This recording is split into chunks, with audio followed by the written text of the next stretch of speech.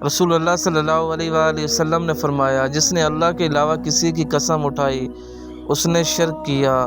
मोमिन मरता है तो उसकी पेशानी पर पसीना आ जाता है। रसूलुल्लाह सल्लल्लाहु अलैहि वसल्लम ने फरमाया, ईमान के 70 से ज़ायद दर्जे हैं, इनमें से अफजल तरीन ला इलाहा इल्लल्लाह कहना है। अल्लाह ताला किसी जान को उसकी ताकत से ज़्यादा तकलीफ़ नहीं देता। जो शख्स नमाज असर से पहले 4 रकअत सुनते अदा करे तो अल्लाह पाक उसके बदन को दोज़ख पर हराम कर देता है।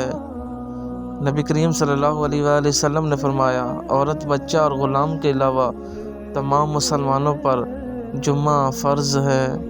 तुम सुबह शाम 3 मरतबा सूरत इखलास और सूरत फलक और सूरत नास पढ़ा करो, वो तुम्हें हर चीज़ के लिए काफ़ी हो जाएगी। अच्छा वक्त 3 तरह के इंसानों पर नहीं आता, वो हमेशा मुसीबत में रहते हैं, बेनमाजी, ज़ानी, जुगरखोर।